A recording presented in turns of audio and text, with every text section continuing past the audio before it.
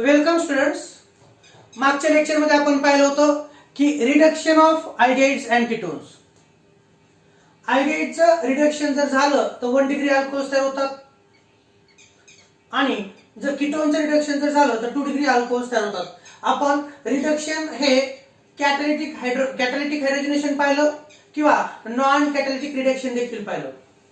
त्यानंतर आपण दुसरं पाहिलं होतं रिएक्शन मागच्या लेक्चर मध्ये की रिडक्शन टू हायड्रोकार्बन्स. अल्डिहाइडचं कन्वर्जन अल्केन मध्ये किंवा कीटोनचं कन्वर्जन अल्केन मध्ये करण्यासाठी आपल्याला दोन रिएक्शन्स नेम रिएक्शन्स आपण पाहिल्या.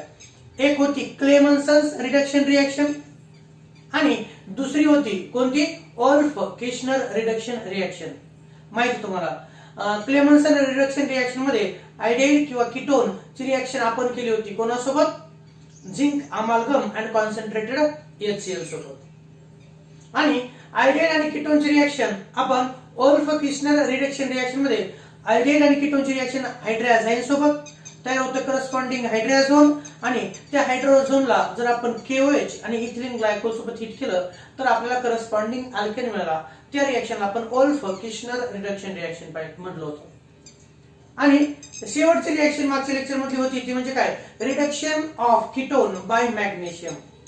Reduction of ketone by magnesium. तर कीटोनचं रिडक्शन आपण केलं बाय युजिंग मॅग्नेशियम. दोन असेटोनच्या मॉलिक्युलचं रिडक्शन होऊन फायनल प्रोडक्ट तयार झाला आपल्याला तो पिनॅकोल तयार झाला. काय तयार झाला? तर पिनॅकोल तयार झाला. हे आपण पाहिलं. टर्शियरी डायोल तयार झाला ते तुम्ही पाहिलेलंच आहे. ओके, आज आपल्याला पाहिजे oxidation of aldehydes and ketones. काय पाहिजे? Oxidation of aldehydes and ketones. म्हणून मी ते रिएक्शन टाकतोय oxidation of aldehydes and ketones. Oxidation of aldehydes and ketones म्हणजे अल्डिहाइडचं ऑक्सिडेशन जर झालं तर काय होतं आणि कीटोनचं ऑक्सिडेशन जर झालं तर काय होतं यानुसार. आता हे होण्यासाठी तुम्हाला अगोदर काही ऑक्सिडायझिंग रिएजंट्स माहित असणं आवश्यक आहे. ऑक्सिडायझिंग रिएजंट्स कोणते असतात सांगा बरं? ऑक्सिडायझिंग एजंट्स किंवा रिएजंट्स आपण म्हणतो त्यांना. ऑक्सिडायझिंग रिएजंट्स कोणते असतात? ज्या रिएक्शन मध्ये ऍडिशन ऑफ ऑक्सिजन होतं त्या रिएक्शनला ऑक्सिडेशन म्हणतो किंवा ज्या रिएक्शन मध्ये रिमूव्हल ऑफ हायड्रोजन होतं त्या रिएक्शनला पण काय म्हणतो आपण? ऑक्सिडेशन. मागच्या लेक्चर सारखंच addition of oxygen is called as oxidation. त्या रिएक्शनला काय म्हणतो आपण? त्या रिएक्शनला म्हणतो आपण ऑक्सिडेशन. किंवा removal of hydrogen is also called as oxidation. Okay, ज्या रिएक्शन मध्ये ऍडिशन ऑफ ऑक्सिजन किंवा रिमूव्हल ऑफ हायड्रोजन होतं त्या रिएक्शनला ऑक्सिडेशन असं म्हटलं जातं. तर अल्डिहाइड आणि कीटोनचे जर आपण कंपॅरिझन केलं तर अल्डिहाइडचं ऑक्सिडेशन लवकर होतं. अल्डिहाइडचं ऑक्सिडेशन होऊन कार्बोक्सिलिक ऍसिड तयार होतं तर कीटोनचं ऑक्सिडेशन हे उशिरा होतं. Ketone is resistant to oxidation आणि कीटोनचं पण ऑक्सिडेशन होऊन कार्बोक्सिलिक ऍसिडच तयार होतं पण त्याच्यामध्ये कार्बनची संख्या कमी होते. ते आपल्याला पाहायचं आहे. ओके, चला. ऍडिशन ऑफ ऑक्सिजन और removal of hydrogen is called as oxidation. आणि ऑक्सिडेशन होण्यासाठी ऑक्सिडायझिंग रिएजंटची गरज असते. तर ऑक्सिडायझिंग रिएजंट कोणते तुम्हाला माहित असणं आवश्यक आहे. तर एक नंबरचा लागतोय ऍसिडिफाईड. कोणता? ऍसिडिफाईड K2Cr2O7. ऍसिडिफाईड K2Cr2O7 याचा अर्थ काय? याचा अर्थ K2Cr2O7 आणि डायल्यूट H2SO4 हे मिक्सचर ऑक्सिडेशन करण्यासाठी वापरलं जातं. एक झाला. दुसरा मी म्हणतो ऍसिडिक KMnO4. कोणता? ऍसिडिक KMnO4 किंवा ऍसिडिक KMnO4 म्हणजे काय? तर KMnO4 plus H2SO4. Acidic KMnO4 म्हणजे काय? तर KMnO4 आणि H2SO4. त्याचबरोबर आणखी सांगतोय अल्कलाइन. कोणतं? Alkaline KMnO4. कोणतं? अल्कलाइन KMnO4 म्हणजे काय? KMnO4 plus KOH plus H2O. Alkaline medium मधलं KMnO4 देखील ऑक्सिडायझिंग रिएजंट आहे. त्याचबरोबर आणखी एक सांगतोय डायल्यूट नायट्रिक ऍसिड. DIL म्हणजे काय? डायल्यूट नायट्रिक ऍसिड हे पण ऑक्सिडायझिंग एजंट आहे. त्याचबरोबर स्ट्रॉंग सांगतोय की CrO3 ज्याला आपण म्हणतो क्रोमिक ऑक्साइड. कोणतं? Chromic oxide CrO3. हे सर्व काय आहेत विद्यार्थी मित्रांनो? सर्व हे ऑक्सिडायझिंग रिएजंट्स आहेत. जे सबस्टन्सेस किंवा जे रिएजंट्स एखाद्या सबस्टन्सचं ऑक्सिडेशन करतात त्यांना ऑक्सिडायझिंग रिएजंट्स असं म्हटलं जातं. ओळखीचे आहेत ना कोणकोणते? ऍसिडिफाईड पोटॅशियम डायक्रोमेट म्हणजे K2Cr2O7 प्लस H2SO4. दुसरा ऍसिडिक केमनोफोर म्हणजे काय? केमनोफोर प्लस H2SO4. अल्कलाइन केमनोफोर म्हणजे काय?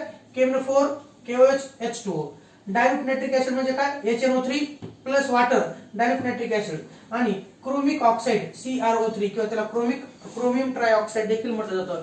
हे सर्वचे सर्व काय सप्लाय करतात? All these supply nascent oxygen atom.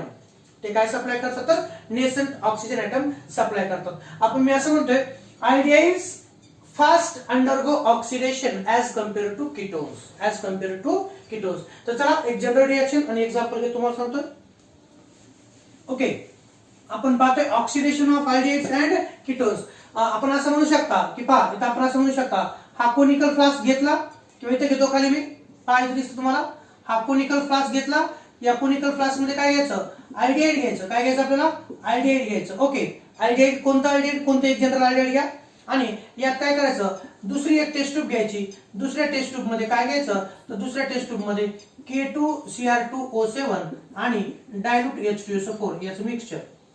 K2Cr2O7 आणि H2SO4 याचं मिक्सचर. हे मिक्सचर याच्यात टाकायचं अल्डिहाइड असलेल्या कोनिकल फ्लास्क मध्ये आणि त्याला नॉर्मल हीट करायचं. आणि त्याला काय करायचं? नॉर्मल हीट करायचं. काय रिएक्शन होईल ते आपण पाहूया. मला सांगा अल्डिहाइडचा जनरल फॉर्म्युला कोणता?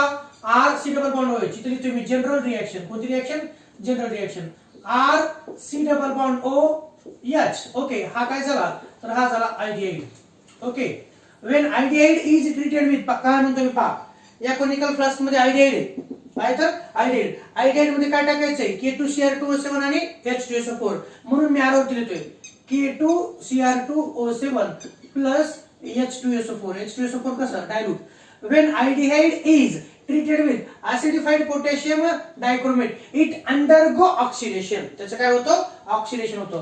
आणि यापासून तयार झाला K2Cr2O7 आणि H2SO4 यांच्यापासून निघालेला नेसंट ऑक्सिजन ॲटम काय करतो? This nascent oxygen atom enter in between carbon and hydrogen and to form here RC double bond OOH. RC double bond OOH हा अल्डिहाइड आहे आणि RC डबल बॉन्ड OOH याचा अर्थ काय? तर हा तयार होतो कार्बोक्सिलिक ऍसिड. काय तयार होतो विद्यार्थ्यांनो? तर कार्बोक्सिलिक ऍसिड तयार होतो. अल्डिहाइड मध्ये जर समजा आपण म्हटलं n number of carbon atom आहेत, n ही संख्या आहे. जर अल्डिहाइड मध्ये n number of carbon atom असतील तर कार्बोक्सिलिक ऍसिड मध्ये पण n number of carbon atom असतील. एक्झाम्पल पहा. एक्झाम्पल नंबर 1 देतोय. समजा या कोनिकल फ्लास्क मध्ये आपण घेतलं HCHO फॉर्मॅल्डिहाइड. काय घेतलं? फॉर्मॅल्डिहाइड. आणि त्याच्यामध्ये मिक्सचर टाकलं K2Cr2O7 आणि H2SO4. तर इथं असेल असेटाल्डिहाइडचा formula CH3 double bond OH. Okay, arrow वरती लिहायचं असतं K2Cr2O7 plus dilute H2SO4. Okay, K2Cr2O7 आणि डायल्यूट H2SO4 यांच्यापासून काय मिळतं? यांच्यापासून नेसंट ऑक्सिजन ॲटम मिळतो. तो नेसंट ऑक्सिजन ॲटम काय करतो? तो ऍड होतो कार्बन आणि H च्या मध्ये आणि तयार होते तर CH3 double bond OH. Okay, हा कोणता आहे? तर हा आहे असेटाल्डिहाइड. हा कोणता आहे? तर असेटाल्डिहाइड. किंवा याचा आययुपीएसी नेम कोणतं? इथेनॉल. आणि असेटाल्डिहाइडचं ऑक्सिडेशन होतं. हा नेसंट ऑक्सिजन ॲटम तो कुठून आला? या मिक्सचर पासून. हा नेसंट ऑक्सिजन ॲटम ऍड होतो in between carbon and hydrogen and to form CH3COOH. याचं नाव आहे असेटिक ऍसिड. कोणतं आहे? Acetic acid. किंवा याचं आययुपीएसी नेम आहे इथॅनोइक ऍसिड. मला सांगा असेटाल्डिहाइड मध्ये किती कार्बन ॲटम येतं? 2 कार्बन ॲटम आहेत. आणि असेटिक ऍसिड मध्ये किती कार्बन ॲटम येतं? इथं पण 2 कार्बन ॲटम आहेत. ओके, आणि म्हणून म्हणेल when aldehyde undergo oxidation it gives corresponding carboxylic acid. Aldehyde मध्ये जेवढे कार्बन ॲटम असतील तेवढेच कार्बन ॲटम कोणामध्ये असतील तर तेवढेच करस्पॉन्डिंग कार्बोक्सिलिक ऍसिड मध्ये असतात. अल्डिहाइडचं ऑक्सिडेशन हे लवकर होतं. अल्डिहाइडचं ऑक्सिडेशन हे लवकर होतं. विद्यार्थी मित्रांनो, तुम्ही डेफिनेशन पाहत असताना आपण असं लिहिलं होतं RCH2OH. ओके, याचं ऑक्सिडेशन जर झालं तर काय होतं? RC double bond OH. आणि याचं ऑक्सिडेशन जर झालं तर काय होतं? RCOOH. ओके, प्रायमरी अल्कोहोलचं ऑक्सिडेशन होऊन अल्डिहाइड तयार होतात आणि अल्डिहाइडचं फास्ट ऑक्सिडेशन होऊन काय तयार होतं? तर कार्बोक्सिलिक ऍसिड तयार होतं. यामध्ये यामध्ये आणि यामध्ये सारखेच नंबर ऑफ कार्बन ॲटम असतात. अल्डिहाइडचं ऑक्सिडेशन हे कीटोन पेक्षा लवकर होत असतं. हे झालं. आता याचे जनरल रिएक्शन लिहिलो मी. याचे जनरल रिएक्शन लिहिलो ती अशी पहा. ही जनरल रिएक्शन काय असेल तर ही जनरल रिएक्शन पहा काय असेल तर ही जनरल रिएक्शन लिहितोय तुम्ही तर K2Cr2O7 plus K2Cr2O7 plus H2SO4 dilute याची रिएक्शन होते. पोटॅशियम डायक्रोमेट आणि सल्फ्युरिक ऍसिड याची रिएक्शन होऊन तयार होतं K2SO4 plus Cr2SO4 एकंत्राईज plus H2O आणि most important nascent oxygen atom. K2Cr2O7 आणि डायल्यूट H2SO4 पासून नेसंट ऑक्सिजन ॲटम कसा तयार होतो त्याची ही रिएक्शन आहे.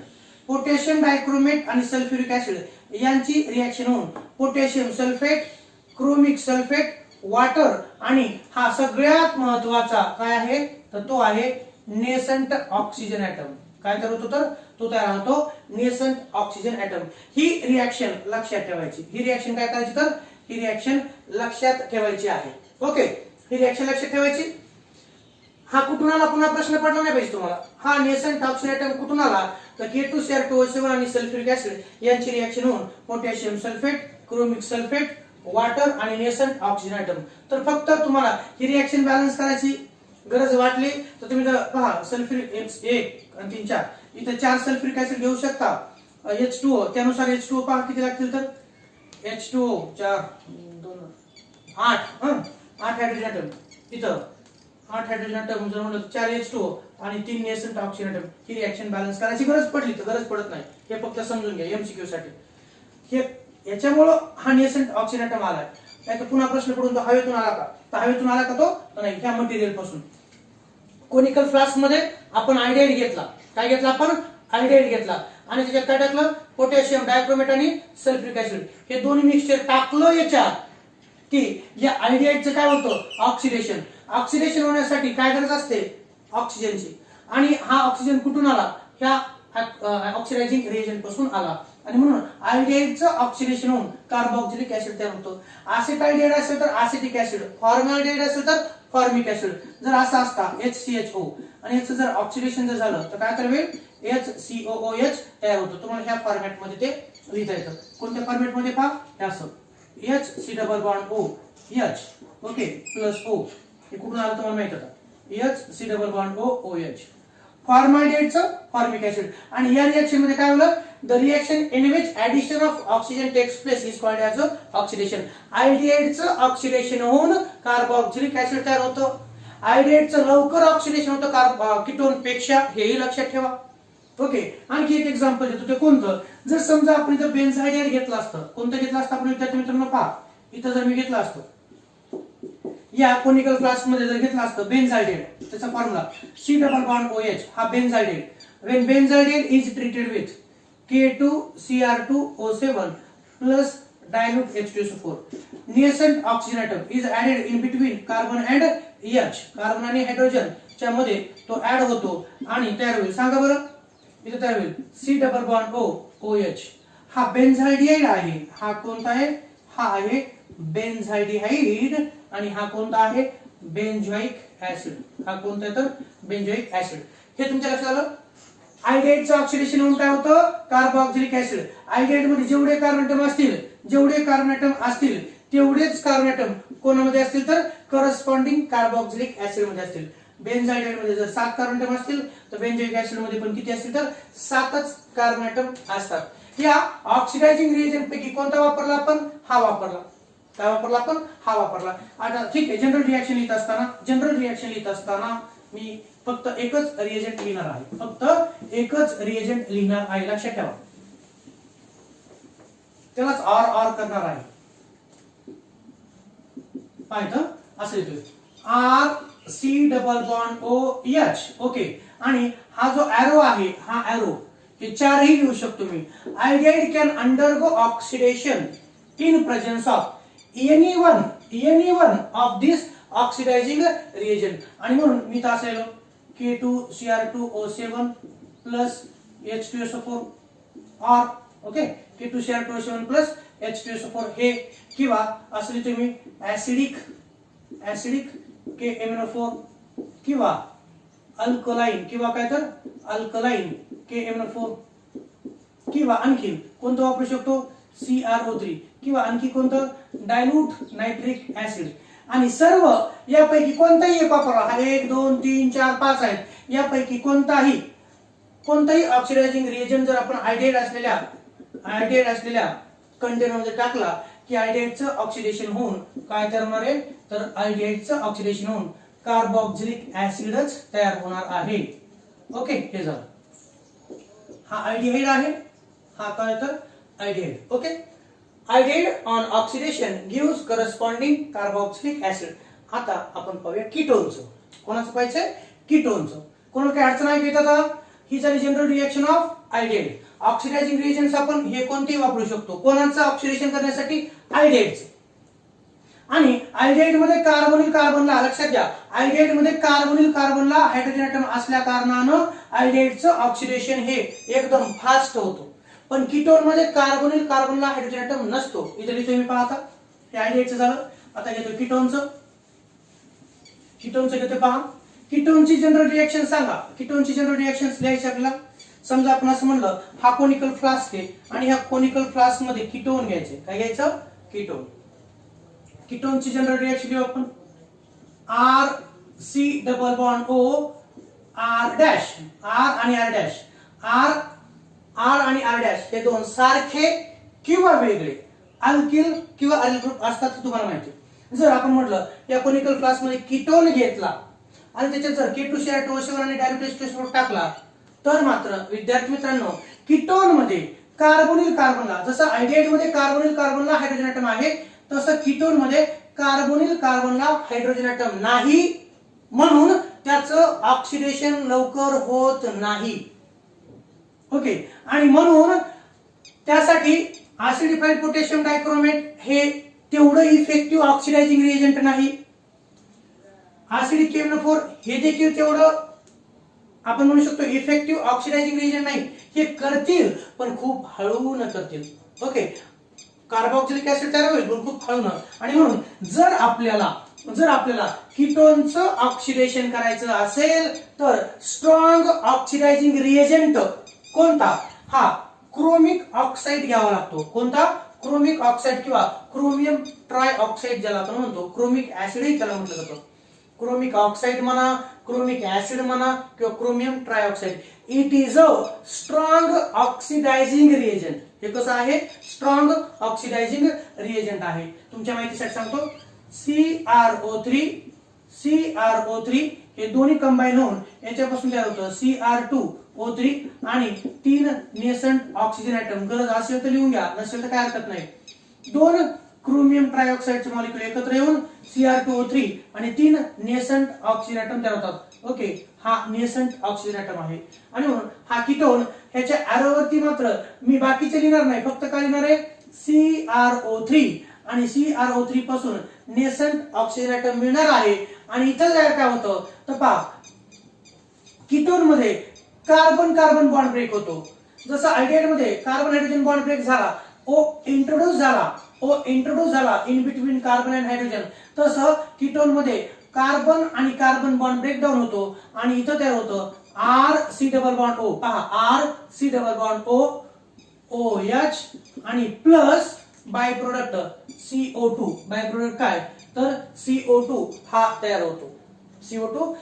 एक्झाम्पल घेऊ आपण आता इथे CH3 असेल CO2 आणि प्लस H2O तयार होतं CO2 आणि प्लस H2O तयार होतं एक्झाम्पल घेऊ आता मला सांगा हा कोणता आहे जनरल आपण जर पाहिलं तर हा कीटोन आहे कीटोन मध्ये जर आपण n number of carbon atom म्हटलं जर म्हटलं तर हा जो कार्बोक्सिलिक ऍसिड तयार होणार आहे कीटोन पासूनचा कार्बोक्सिलिक ऍसिड कीटोन पासूनचा त्याच्यामध्ये n-1 एवढे कार्बन ॲटम असतात जर कीटोन मध्ये n कार्बन ॲटम असतील n number of carbon atom असतील तर त्याच्यापासून ऑक्सिडेशन झाल्यानंतर जो कार्बोक्सिलिक ऍसिड असणार आहे त्यामध्ये n-1 कार्बन ॲटम असलेला तो कार्बोक्सिलिक ऍसिड असणार आहे आपण एक्झाम्पल घेऊया आपण काय करू एक्झाम्पल हे लक्षात आलं तुमच्या CrO3 it give Cr2O3 plus 3 nascent oxygen atom आपल्याला काय महत्त्वाचं असतं नेसंट ऑक्सिजन ॲटम कीटोनचं ऑक्सिडेशन करण्यासाठी स्ट्रॉंग ऑक्सिडायझिंग रिएजंट कोणता क्रोमिक ऑक्साईड किंवा त्यालाच आपण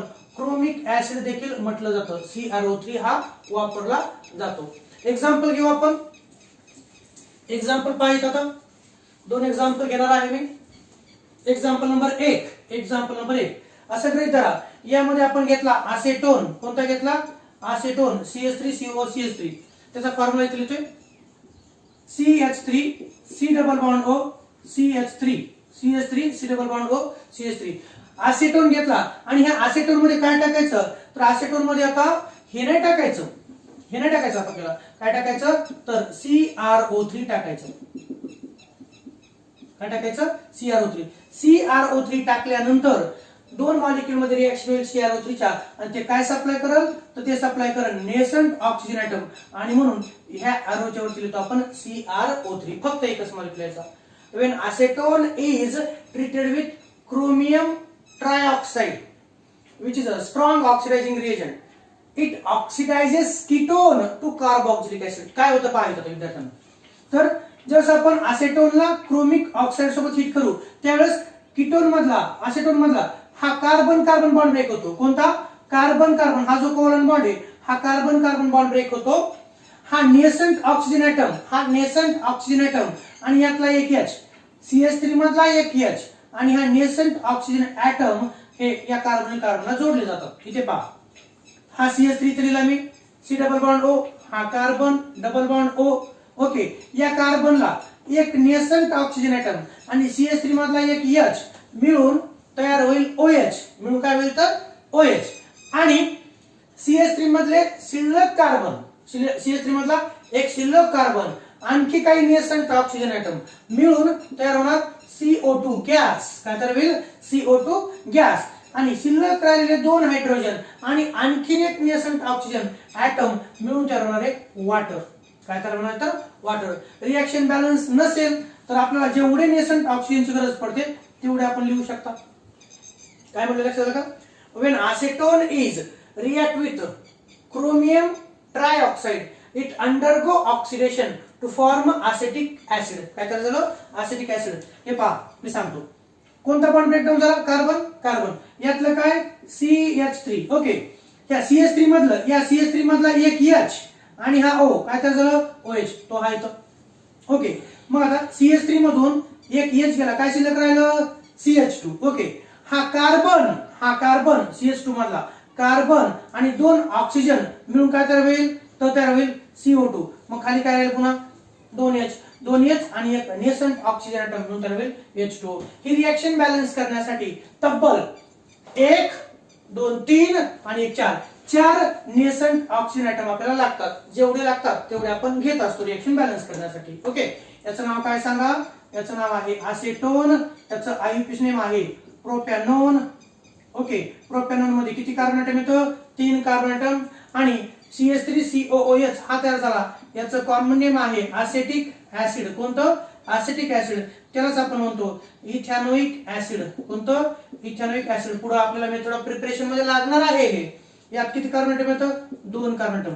पहा बरं, प्रोपॅनॉन मध्ये 3 कार्बन ऍटम आणि इथॅनोइक ऍसिड मध्ये 2 कार्बन ऍटम. मग एक कार्बन ऍटम गेला कुठं?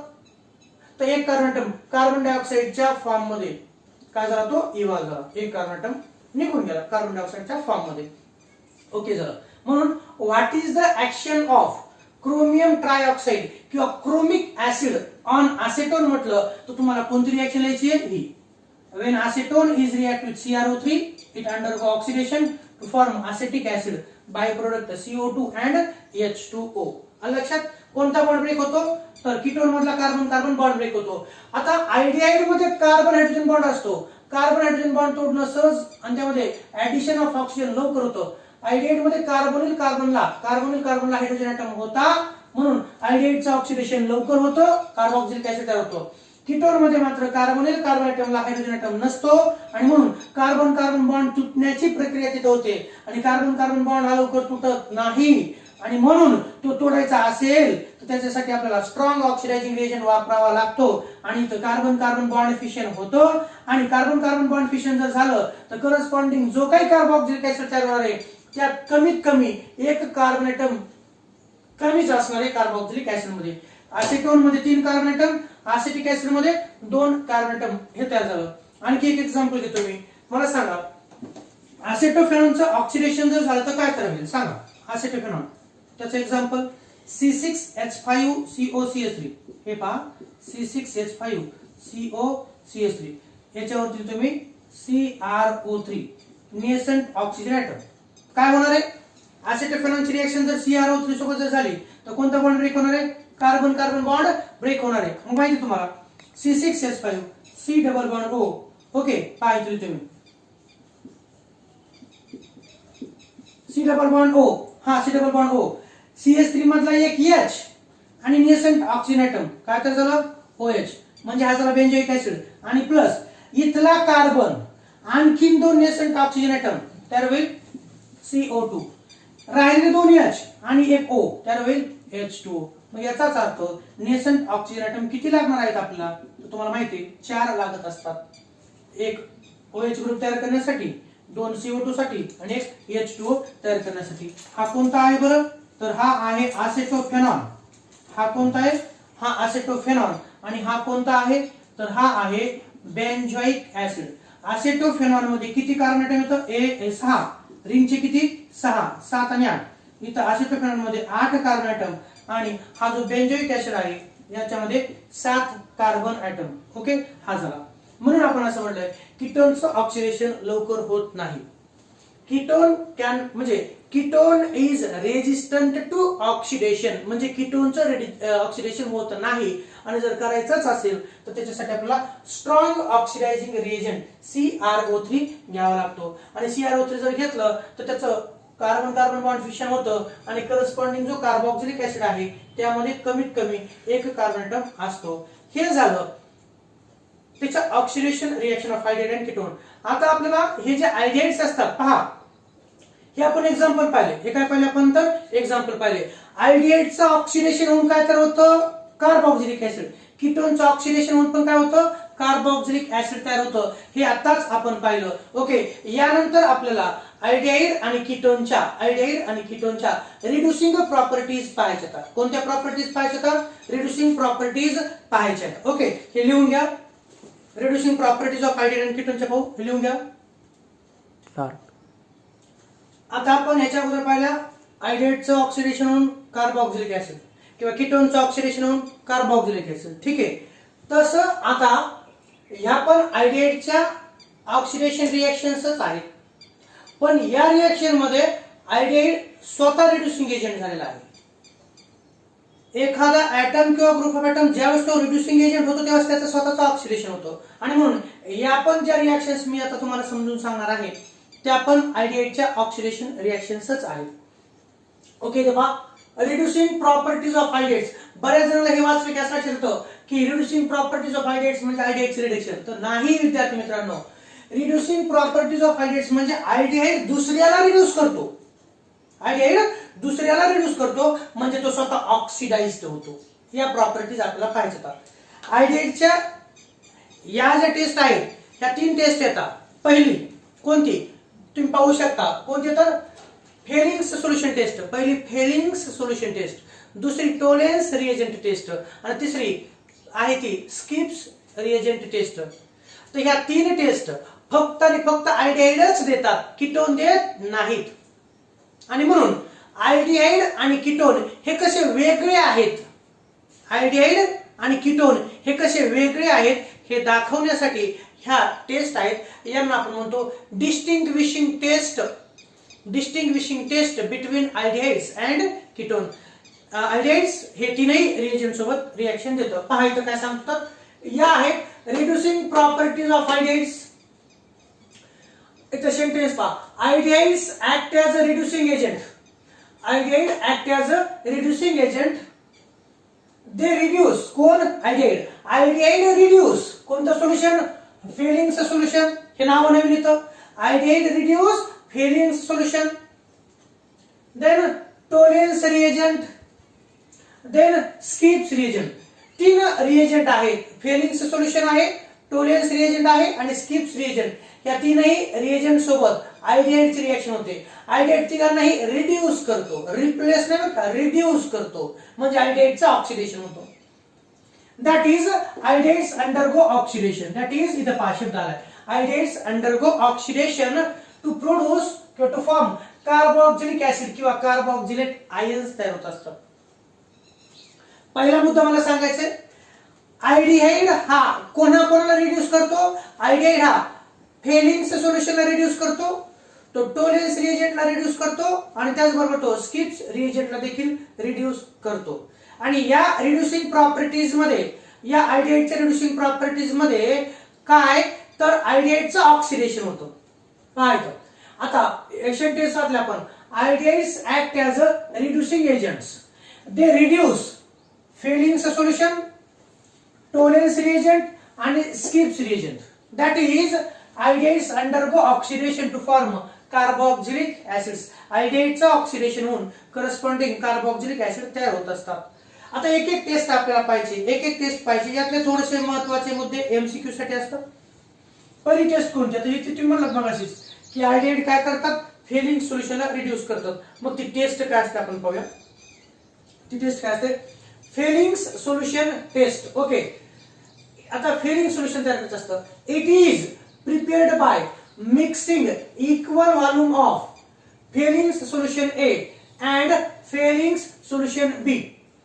मला एवढं सांगायचंय, पहा ते सांगतो त्यानुसार. ही आपण टेस्ट ट्यूब घेतली विद्यार्थी मित्रांनो. काय घेतली? टेस्ट ट्यूब घेतली. या टेस्ट ट्यूब मध्ये काय घ्यायचं? या टेस्ट ट्यूब मध्ये आपल्याला घ्यायचं अल्डिहाइड. शॉर्टकट सांगतोय. या टेस्ट ट्यूब मध्ये काय घेतलं आपण? अल्डिहाइड. आणि आता त्यानंतर दुसऱ्या टेस्ट ट्यूब घेतोय. ही एक टेस्ट ट्यूब आहे. या टेस्ट ट्यूबला नंबर 1 देतो. 1 नंबरच्या टेस्ट ट्यूब मध्ये काय घ्यायचंय? फेलिंग सोल्युशन ए घ्यायचंय.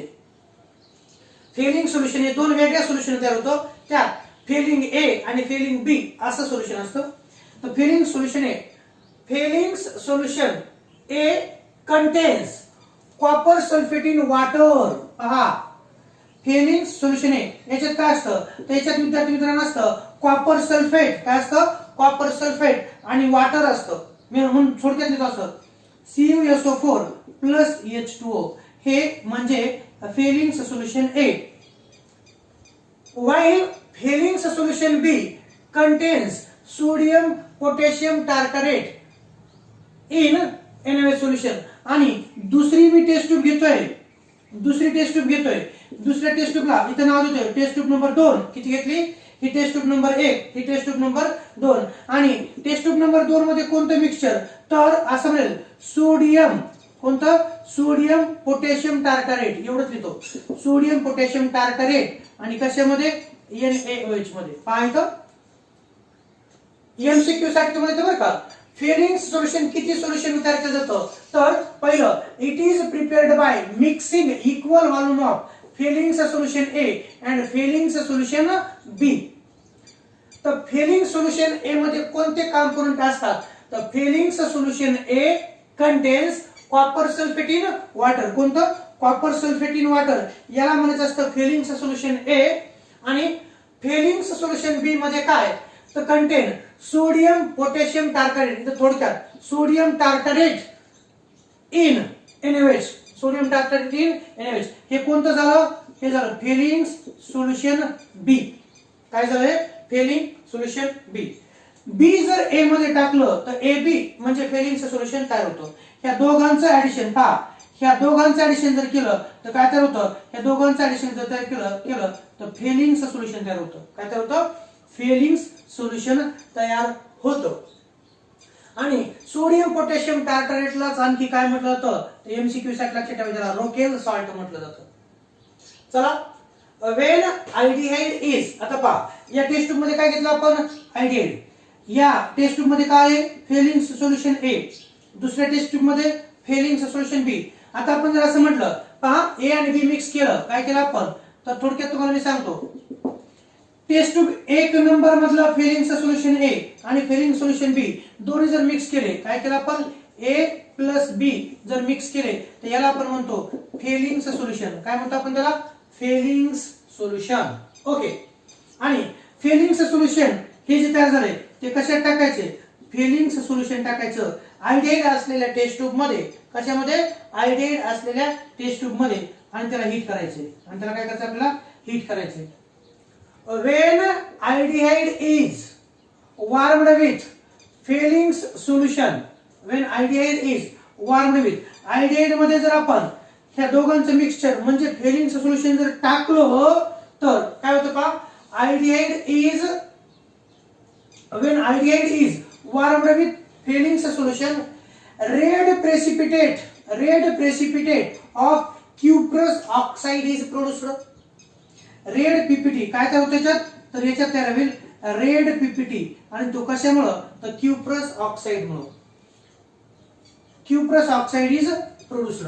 aldehyde is oxidized, पहा aldehyde is oxidized to carboxylate ion while cupric ion from the solution, that is Cu2 plus, is reduced to cuprous oxide.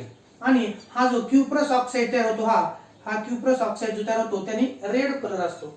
थोडक्यात ही रिएक्शन कशी दाखवली गेली, या टेस्ट मध्ये काय घेतलं आपण, पहा या टेस्ट मध्ये काय घेतलं, आयडीहाइड. आयडीहाइडचे general formula RC double bond OH, aldehyde घेतलं.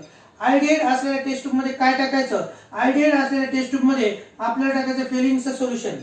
कोणतं, फेलिंग्स सोल्युशन. आता फेलिंग सोल्युशनचं कॉम्पोजिशन कोणतं असतं तुम्हाला माहितीये, कॉपर सल्फेट वॉटर मध्ये फेलिंग्स सोल्युशन A आणि sodium potassium tartrate in sodium hydroxide म्हणजे काय झालं B. तर तुम्हाला सांगायचं RCHO म्हणजे काय, हे टेस्ट ट्यूब मधलं आयडीहाइड. हे Cu2 प्लस कुठून आलं, फेलिंग्स सोल्युशन A मधले हे जे कॉपर आहे ना हे Cu2 प्लस दाखवले. नंतर हे OH मायनस म्हणजे काय, हे दुसरं सोल्युशन जे तयार केलं ते हायड्रॉक्साइड बेस आयनचं OH मायनस घेतलं. म्हणून असं लिहितो आपण aldehyde plus Cu2 plus plus OH minus यांची आपसात रिएक्शन होईल. यांना जर आपण हिट केलं तर आयडीहाइडचं स्वतःचं ऑक्सिडेशन होतं आणि आयडीहाइड हा जो मिक्सचर आहे फेलिंग्स सोल्युशन, हे जे मिक्सचर आहे याला फेलिंग्स सोल्युशन म्हटलं जातं विद्यार्थी मित्रांनो. कोणतं, फेलिंग्स सोल्युशन. आयडीहाइड काय करतं, तर हे जे फेलिंग्स सोल्युशन आहे ब्ल्यू कलरचं याचं रिडक्शन करतं आणि कार्बोक्सिलिक आयन म्हणजेच कार्बोक्सिलिक ऍसिड तयार करतं. त्याच सोबतीला त्याच्यात हे क्युप्रस ऑक्साइड तयार होतं आणि बाय प्रोडक्ट वॉटर. आणि आयडीहाइडला फेलिंग्स सोल्युशन मध्ये आपण जर हिट केलं तर यामध्ये कोणता कलर येतो, तर यामध्ये रेड कलर येतो. कोणत्या विद्यार्थी मित्रांनो, रेड कलर येतो. रेड कलर काय येतो त्याचं कारण पहा, रेड कलर काय येतो त्याचं कारण आयडीहाइडची रिएक्शन जर आपण फेलिंग्स सोल्युशन सोबत केली, फेलिंग्स सोल्युशनचा कलर हा ब्ल्यू होता आणि blue colour changes into red PPT. It indicate that aldehyde reduce this Fehling's solution into cuprous oxide. इथं तयार होतं कार्बोक्सिलिक ऍसिड, क्युप्रस ऑक्साइड आणि वॉटर मॉलिक्यूल. क्युप्रस ऑक्साइड चा कलर कोणता, तर क्युप्रस ऑक्साइडचा कलर रेड. ही ओके प्रॉपर्टी झाली. आता काय सांगितलं बघा, हे 3 पॉइंट आपण पाहिले. चौथा पॉइंट असं सांगितलंय, ketones do not give this test. कोणते कंपाऊंड टेस्ट देणार नाहीत, तर ketones do not give this test, लक्षात ठेवा. नंतर oxidation number of copper decreases from +2 to +1. तर विद्यार्थी मित्रांनो तुम्हाला दिसते इथं रिएक्शन लिहित असताना कॉपरच्या इलेक्ट्रॉनची किती चार्ज येतं, +2 म्हणजे कॉपरची ऑक्सिडेशन स्टेट किती आहे, +2. आणि Cu2O मध्ये आपल्याला माहिती आहे ऑक्सिजनची -2 असते, इथं 2 Cu आहेत, एकाची +1. आणि म्हणून इथं पहा oxidation state of cuprous ion changes from +2 to +1. Aldehyde is पुढे गेलं, oxidation number of Cu decreases from +2 to +1. आणि ऑक्सिडेशन स्टेट म्हणजे आपण +2 to +1 याचा अर्थ काय म्हणून, +2 चं +1 म्हणजे रिडक्शन होणं. +2 चं +1 म्हणजे काय, रिडक्शन. गेन ऑफ इलेक्ट्रॉन झालाय. +2 ऑक्सिडेशन स्टेट होती Cu +2 आणि तो कॉपरची ऑक्सिडेशन स्टेट +1 म्हणजे Cu2+ चं काय झालं, तर याचं रिडक्शन झालं. आणि हे रिडक्शन कोणामुळे झालं, तर या उपस्थित आयडीहाइडमुळे झालं. आणि म्हणून ज्याने रिडक्शन केलं तो रिड्युसिंग एजंट आणि ज्याचं रिडक्शन झालं तो कोणता आहे, तर Cu2+ आयन आहे. आणि aromatic aldehydes are not oxidized by Fehling's solution. Aromatic aldehydes are not oxidized by Fehling's solution. आणखीन एकदा तुम्हाला Fehling's solutionच्या बाबतीत सांगतो. पहा इथं तुम्ही असं म्हणू शकता हा कोनिकल फ्लास्क आहे. हा काय तर कोनिकल फ्लास्क. पहा मी काय सांगतो तर इकडे तुम्ही पाहू शकता. आपण कोणती टेस्ट पाहतोय? फेलिंग्स सोल्युशन टेस्ट पाहतो. हा कोनिकल फ्लास्क. या कोनिकल फ्लास्क मध्ये काय घेतलं? तर या कोनिकल फ्लास्क मध्ये आपण घेतलं अल्डिहाइड. काय घेतलं आपण? अल्डिहाइड घेतलं. ओके, अल्डिहाइड घेतलं. नंतर हे जे बीकर आहे, हे बीकर दिसतं प्लास्टिकचं. हे जे बीकर आहे तुम्हाला मी सांगतो, या बीकर मध्ये काय घेऊया आपण? कॉपर सल्फेट आणि वॉटर घेऊया. या बीकर मध्ये काय घ्यायचं? कॉपर सल्फेट आणि वॉटर. कॉपर सल्फेट आणि वॉटरच्या सोल्युशनला फेलिंग्स सोल्युशन ए म्हणायचं असतं. नंतर ही टेस्ट ट्यूब तुम्हाला दिसते. या टेस्ट ट्यूब मध्ये काय घ्यायचं? तर ह्या टेस्ट ट्यूब मध्ये सोडियम पोटॅशियम टार्टारेट आणि त्याच्यात सोडियम हायड्रॉक्साईड टाकायचं. ह्या टेस्ट ट्यूब मध्ये काय घ्यायचं? सोडियम पोटॅशियम टार्टारेट आणि सोडियम हायड्रॉक्साईड. ओके, या सोल्युशनला म्हणायचं फेलिंग्स सोल्युशन बी. याला काय म्हणायचं? फेलिंग सोल्युशन बी. बीकर मधलं ए आहे, टेस्ट ट्यूब मधलं बी आहे. मी म्हणतो बी सोल्युशन जर मी ह्याच्यात ओतलं पूर्ण या बीकर मध्ये, तर आता काय झालं? आता मिक्सचर तयार झालं. आता काय तयार झालं? मिक्सचर. कोणाचं मिक्सचर बरं? तर फेलिंग्स सोल्युशन ए आणि फेलिंग्स सोल्युशन बी. आता या मिक्सचरला एकंदरीत फक्त म्हणायचं फेलिंग्स सोल्युशन. कोणतं? फेलिंग्स सोल्युशन म्हणायचं असतं फक्त. कोणतं? Fehling's solution. या कोनिकल फ्लास्क मध्ये काय? अल्डिहाइड. ओके, आता हे फेलिंग्स सोल्युशन या अल्डिहाइड असलेल्या कोनिकल फ्लास्क मध्ये टाकायचं. अल्डिहाइड असलेल्या कोनिकल फ्लास्क मध्ये टाकायचं आणि नंतर हे असं बर्नर असतं. ह्या बर्नरनं त्याला हीट करायचं. हे बर्नर आहे. या बर्नरनं काय करायचं? आपल्याला त्याला हीट करायचं आणि हीट केल्यानंतर काय होतं? अल्डिहाइडचं ऑक्सिडेशन होऊन कार्बोक्सिलेट आयन मध्ये रूपांतर होतं. पण यातलं जे फेलिंग्स सोल्युशन होतं, यात जे आपण फेलिंग्स सोल्युशन टाकलं त्याचं रिप्रेझेंटेशन Cu2+ आणि OH-. तर हे जे फेलिंग्स सोल्युशन आहे याचं काय झालं? तर याचं रूपांतर Cu2O मध्ये आणि 3H2 मध्ये झालं.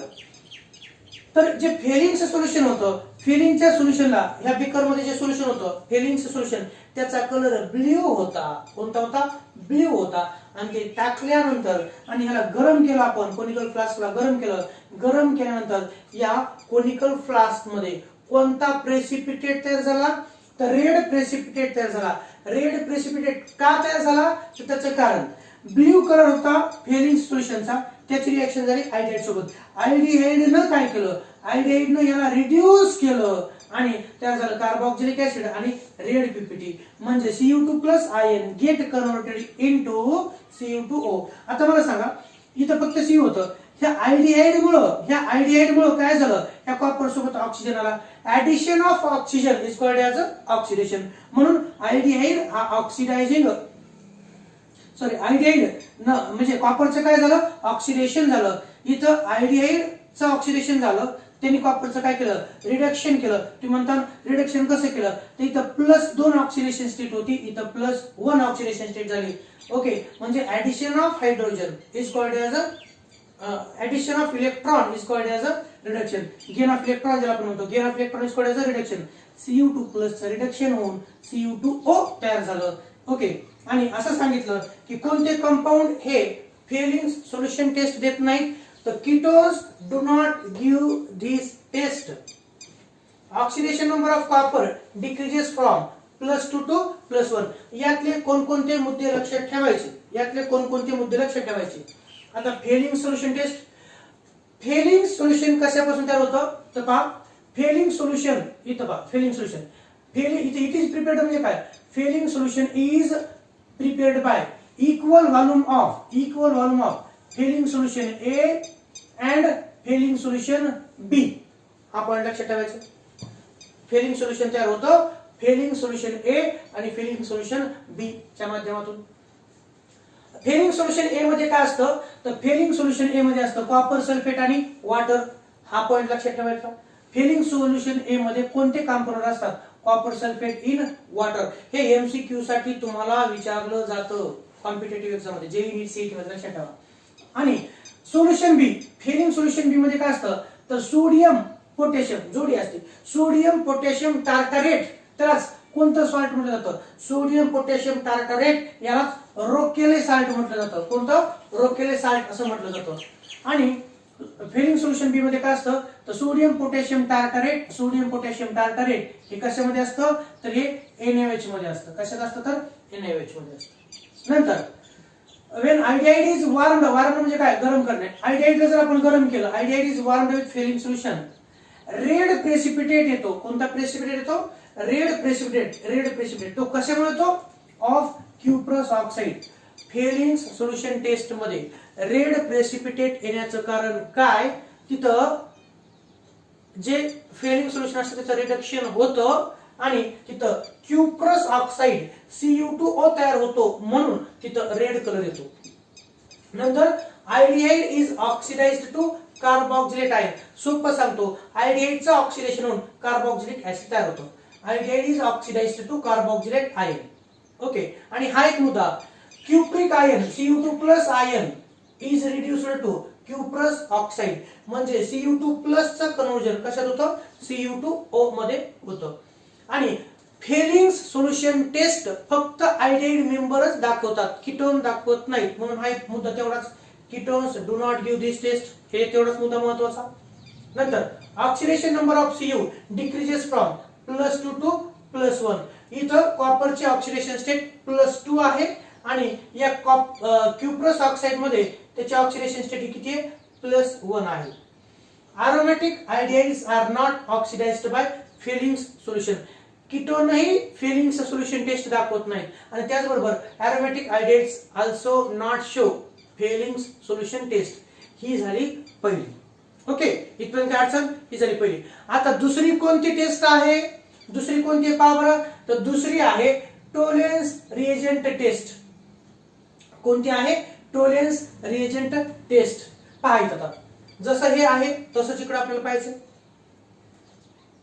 आयडिहाइड टोलेन्स रिएजंट टेस्ट दाखवतात. कोणता पहा? Tollens reagent test. ओके. आता टोलेन्स रिएजंट काय?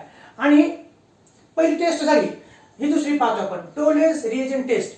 टोलेन्स रिएजंट टेस्टला आणखी एक नाव आहे, ते म्हणजे कोणतं? Silver mirror test. एक मिनिट मला इकडचं सांगा तुम्हाला. इथे जर समजा आपण घेतलं आयडिहाइड घेतलं. आता आयडिहाइड मध्ये जर मी घेतलं इथं CH3 म्हणजे असेट आयडिहाइड जर घेतला तर इथं कोणता आयन तयार होईल? इथं असेटेट आयन तयार होईल. किंवा तुम्ही इथं हे पण लिहू शकता बरं का, असेटिक ऍसिड. असेट आयडिहाइड असेल त्याचं असेटिक ऍसिड मध्ये रूपांतर होतं, किंवा असेट आयडिहाइड असेल तर त्याचं काय होतं? तुम्ही असं लिहू शकता, असेटेट आयन देखील लिहू शकतात. यातले फक्त थिअरी पॉइंट महत्वाचे, तर रिएक्शनचं एवढंच नोटेशन महत्वाचं. एवढंच म्हणजे काय? RC≡OH. इथं काय तुम्ही हे नोटेशन तेवढं महत्वाचं. RC≡OH म्हणजे आयडिहाइड इन ब्रॅकेट Cu2+ +OH- म्हणजे 2 copper plus ion 5OH- it gives RCOO. काय? RCOO- Cu2+ Cu2O आणि 3H2. एवढंच महत्वाचं आहे. हा PPT कशामुळे ते लिहायचं. आणि दुसरी पाहतो आपण टोलेन्स रिएजंट टेस्ट, जी की आयडिहाइड दाखवतात. इथे मी असं म्हणतोय की टोलेन्स रिएजंट या टेस्टला सिल्वर मिरर टेस्ट म्हटलं जातं. कोणती टेस्ट? सिल्वर मिरर टेस्ट म्हटलं जातं. टोलेन्स रिएजंट इज, आता पहा इथे आपण ओळख करून घेऊया. टोलेन्स रिएजंट काय? तर Tollens reagent is silver ammonium hydroxide. Tollens reagent काय? तर Tollens reagent is silver ammonium hydroxide prepared by mixing silver nitrate and ammonium hydroxide. इथं आपण तसंच पाहूया. आता टोलेन्स रिएजंट तयार करू आपण. चला आपण असं म्हणूया, ही घेतली आपण टेस्ट ट्यूब. काय घेतली आपण? ही test tube. Okay. Tollens reagent is silver ammonium hydroxide prepared by mixing silver nitrate. काय घ्यायचे त्यात? सिल्वर नायट्रेटचा formula AgNO3. Silver nitrate and ammonium hydroxide म्हणजे NH4OH. सिल्वर नायट्रेट आणि अमोनियम हायड्रॉक्साइड यांचं मिक्सचर म्हणजे Tollens reagent. Okay. Silver nitrate आणि aqueous ammonium hydroxide या दोघांचं मिक्सचर म्हणजे काय? तर ते झालं Tollens reagent. When an aldehyde is warmed with, आता आपण असं म्हणूया, हा कोनिकल फ्लास्क घेतला, हा काय घेतला आपण? कोनिकल फ्लास्क, या कोनिकल फ्लास्क मध्ये काय घ्यायचं, आयडिहाइड, काय घ्यायचं, आयडिहाइड, आणि त्याच्यात काय टाकायचं, त्याच्यात टाकायचं टोलेन्स रिएजंट म्हणजे सिल्वर नायट्रेट आणि अमोनियम हायड्रॉक्साईड असलेलं मिक्सचर याच्यात टाकायचं आयडिहाइड मध्ये. when an aldehyde is warmed with Tollens reagent silver mirror is produced. काय असतं ते सांगतो. silver mirror is produced. aldehyde oxidizes to carboxylate ion. इथं पण काय, aldehyde oxidizes to carboxylate ion. in this reaction silver is deposited as grayish black precipitate. या reaction मध्ये काय होतं तुम्हाला सांगतो.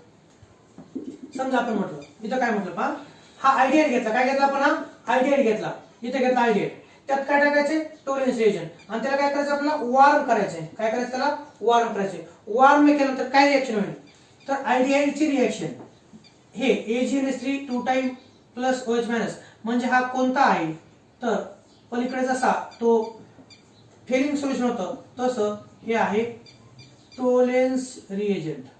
कोणता, हा टोलेन्स रिएजंट. टोलेन्स रिएजंट सोबत रिएक्शन जर झाली तर ह्या फ्लास्क मध्ये कार्बोक्सिलेट आयन तयार होतील, आणि हा जो आहे का Ag म्हणजे सिल्वर, आणि जो सिल्वर आहे तो सिल्वर इकडे पहा, सिल्वर हा जो कोनिकल फ्लास्क आहे का, ह्या कोनिकल फ्लास्कचा हा कोनिकल फ्लास्क आहे का, त्याच्या इनर साइडला काय होईल, तर डिपॉझिट होईल. तुम्हाला दिसते हे, तर हे म्हणजे काय असेल, ते असेल Ag, आणि हे Ag डिपॉझिट झाल्यामुळं जसा आपला आरसा दिसतो का, आरशामध्ये आपण चेहरा जर पाहिला तर आपण त्याला म्हणजे आरशात जर चेहरा पाहिला तर आपल्याला दिसतो, तसं इथं पण मध्ये काय तयार होतं, इथं मिरर तयार होतं, सिल्वर कलरचं काय तयार होतं, तर मिरर तयार होतं, म्हणून त्या टेस्टला सिल्वर मिरर टेस्ट म्हटलं जातं. In this reaction silver is deposited. पहा, डिपॉझिट होणं म्हणजे थर्स असतो. In this reaction silver is deposited as greyish black precipitate. Hence this test is also known as silver mirror test. Conical flask म्हणा किंवा taste ट्यूबच्या आतल्या भागावरती सिल्वर डिपॉझिट होतो, आणि सिल्वर डिपॉझिट झाल्यामुळं आपण त्या टेस्ट ट्यूबकडे जर पाहिलं तर आपला चेहरा आपल्याला त्या टेस्ट ट्यूबच्या बाहेर दिसतो, म्हणजे आरशासारखी प्रतिमा तयार होते. इथे लिहिलं आपण आयडिहाइड जनरल रिएक्शन. आयडिहाइड हे काय आहे, हे रिप्रेझेंटेशन आहे. जसं हे फेलिंग सोल्युशनचं रिप्रेझेंटेशन आहे तसं टोलेन्स रिएजंटचं हे रिप्रेझेंटेशन आहे. Aldehyde plus 2 in bracket AgNH3 2 time plus 3OH minus Tollens reagent. आयडिहाइडची रिएक्शन टोलेन्स रिएजंट सोबत जर झाली तर कार्बोक्सिलेट आयन, आणि त्याचबरोबर काय डिपॉझिट होतं, सिल्वर डिपॉझिट होतं, H2O आणि NH3. या टेस्टला म्हणायचं असतं कोणती, Tollens reagent test. Tollens reagent test म्हणतो आपण. कीटोन्स पहा, ketones do not give this test. Ketone ही टेस्ट दाखवत नाही. Ketones do not give this test. Hydrocarbons, ethers, ketones and alcohols do not get oxidized by Tollens reagent. Ketone तर देतात नाही, ketones do not give this test. Hydrocarbons, ethers, ketones and alcohols do not get oxidized by Tollens reagent. Okay, हे झालं. यातलं काय काय महत्त्वाचं आहे पहा, यातलं काय काय महत्त्वाचं आहे, तर टोलेन्स रिएजंट टेस्टला काय म्हणतो आपण, सिल्वर मिरर टेस्ट असं म्हणतो. टोलेन्स रिएजंट इज काय आहे, टोलेन्स रिएजंट तुम्हाला माहिती आहे. पहा इथं पहा, आपण सांगू शकतो की पहा हा कोनिकल फ्लास्क आहे. कोणता फ्लास्क आहे, कोनिकल फ्लास्क. या कोनिकल फ्लास्क मध्ये काय घ्यायचं आपल्याला, आयडिहाइड घ्यायचं. कोणताही घेऊ शकता तुम्ही, असे आयडिहाइड घेऊ शकता. ओके, आयडिहाइड घेऊ शकता. आणि हा जो बीकर आहे, या बीकर मध्ये काय घ्यायचं, तर या बीकर मध्ये सिल्वर नायट्रेट आणि अमोनियम हायड्रॉक्साईड घ्यायचं. काय घ्यायचं, सिल्वर नायट्रेट आणि अमोनियम हायड्रॉक्साईड घ्यायचं. सिल्वर नायट्रेट आणि अमोनियम हायड्रॉक्साईड म्हणजे काय झालं, टोलेन्स रिएजंट. ते टाकायचं कशामध्ये, आयडिहाइड असलेल्या कोनिकल फ्लास्क मध्ये. आणि आयडिहाइड असलेल्या कोनिकल फ्लास्क नंतर काय करायचं, हीट करायचं. आणि हीट केल्यानंतर काय रिएक्शन होईल, तर आयडिहाइडची रिएक्शन टोलेन्स रिएजंट सोबत जर झाली तर कार्बोक्सिलिक ऍसिड तयार होईल मध्ये. आणि हा जो सरफेस तुम्हाला दिसतो ना, हा तर आतल्या भागावरती, त्याच्या आतल्या भागावरती काय होईल, हा कोनिकल फ्लास्क आहे, याच्या आतल्या भागावरती सिल्वर डिपॉझिट होईल. आणि सिल्वर डिपॉझिट झाल्यामुळे इथं कोणता कलर येईल पहा, In this reaction silver is deposited as grayish black precipitate. कोणता? Grayish black precipitate. Hence this test is also known as silver mirror test. Silver mirror test असं म्हणायचं असतं. लक्षात आलं? आयडियाइड घ्यायचा, नंतर त्यात काय टाकायचं? टोलेन्स रिएजंट, त्याला हिट करायचं. हिट केलं की आयडियाइडची रिएक्शन कोणासोबत होईल? टोलेन्स रिएजंट सोबत. आयडियाइड रिड्यूस टोलेन्स रिएजंट आणि त्यावर होईल carboxylate ion, silver mirror.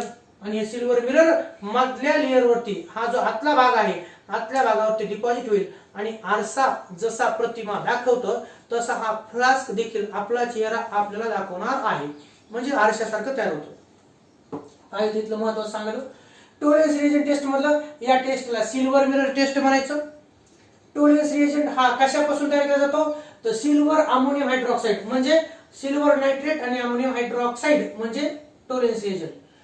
When iodide is warmed with Tollens reagent, silver mirror is produced inside आतल्या भागामध्ये, inside of the conical flask. In this reaction, silver is deposited as grayish black PPT. Hence, this test is also known as silver mirror test.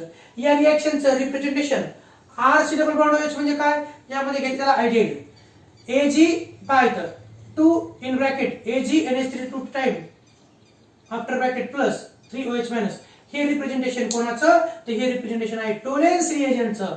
आणि काय तयार होतं? ह्याला गरम केल्यानंतर carboxylate ion तयार होईल, काही फरक पडणार नाही. पण Ag मात्र कुठे डिपॉझिट होईल? तर आतला जो भाग आहे कोनिकल फ्लास्कचा तिथं. त्याचबरोबर H2 आणि NH3 तयार होईल. आणि हा जो Ag तयार होईल त्याचा प्रेसिपिटेट कोणता आहे? ग्रेस ब्लॅक पिपिटी तयार होईल. ओके. आणि यालाच हे तयार होतं म्हणून याला काय म्हणतो आपण? Silver mirror test. Ketones do not give this test. Ketones ही टेस्ट दाखवत नाही. Hydrocarbons, ethers, ketones and alcohols do not get oxidised by Tollens reagent. ही टेस्ट लक्षात राहिली. याच्या पुढची एक टेस्ट राहिली ती कोणती? Schiff's reagent test. ओके. यातलं टोलेन्स रिएजंट टेस्ट झाली. आता आपण याच्यात पाहिले आयडियाइडची रिएक्शन फेलिंग सोल्युशन सोबत झाली, आयडियाइडची रिएक्शन टोलेन्स रिएजंट सोबत झाली. जर तुम्हाला असं दिलं इथं एक्झाम्पल पहा, इथं जर आपण घेतलं CH3 when acetaldehyde is, इथं समजा आपण आयडियाइड घेतला कोणता? acetaldehyde घेतला आणि त्याच्यात जर टोलेन्स रिएजंट जर टाकलं इथं काय तयार होईल? तर इथं तयार होईल acetate आयन. कोणता? acetate ion. आणि बाकीचं जशास तसं. फक्त R च्या ऐवजी CH3 घेतलं इथं पण R च्या ऐवजी CH3. जर acetaldehyde घेतलं तर काय तयार होईल? तर acetate.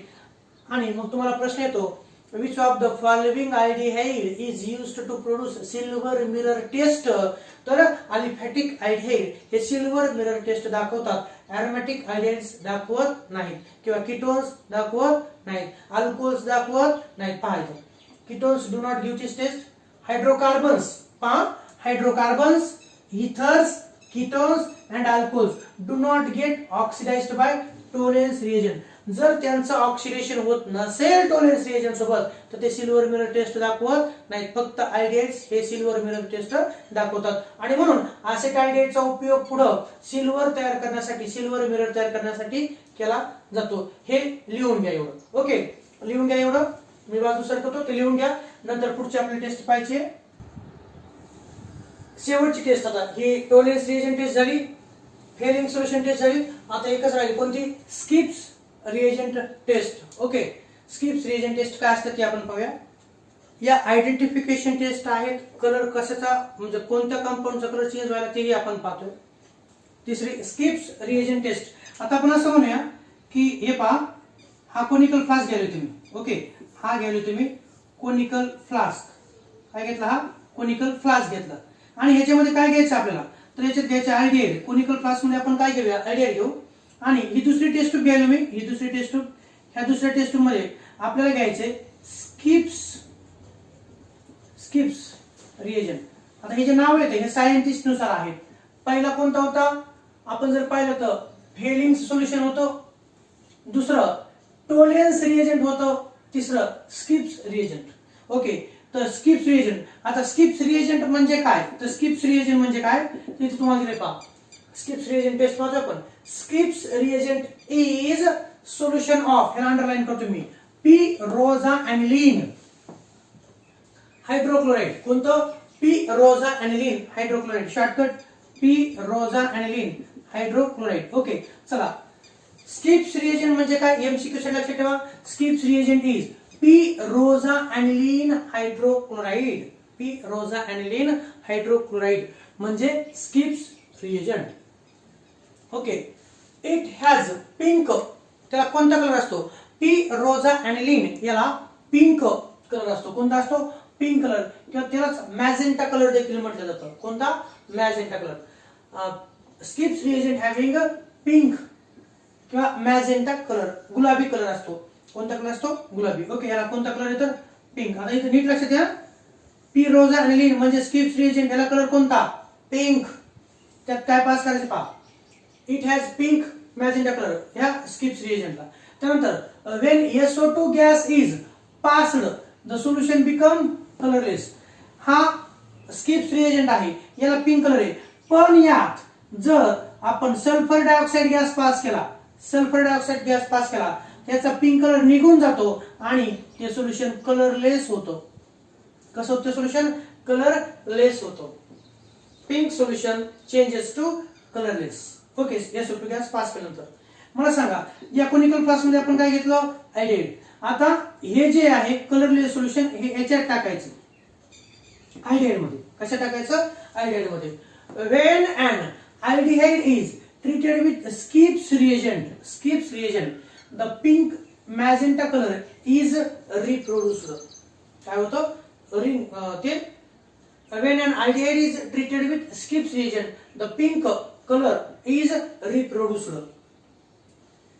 म्हणजेच काय होतं, Skipp's reagent oxidizes aldehyde. Skipp's reagent oxidizes aldehyde. पहा इथं एक सांगतोय की ही जी टेस्ट ट्यूब घेतली, या टेस्ट ट्यूब मध्ये आपण घेतला स्किप्स रिएजंट, जो की पिंक कलर असतो. त्याला पिंक म्हणजे पिंक असतो, मॅजेंटा किंवा पर्पल त्याला म्हणतो आपण, कोणताही कलर पिंक असतो, तो कलर पिंक असतो. नंतर जर त्याच्यात सल्फर डायऑक्साइड पास केला तर तो पिंक कलर निघून जातो, काय होतं, कलरलेस सोल्युशन. हे कलरलेस सोल्युशन जर आपण आयडियल असलेल्या फ्लास्क मध्ये टाकलं, त्याला आपण जर हीट केलं, तर काय होतं, परत या कोनिकल फ्लास्क मध्ये कोणता कलर तयार होतो, पिंक कलर म्हणजेच मॅजेंटा म्हणजेच पर्पल, हे कलर येतात, मॅजेंटा कलर येतात. आणि तो कलर येतो याचा अर्थ काय, तर याचा अर्थ आयडिहाइडचं ऑक्सिडेशन होतं.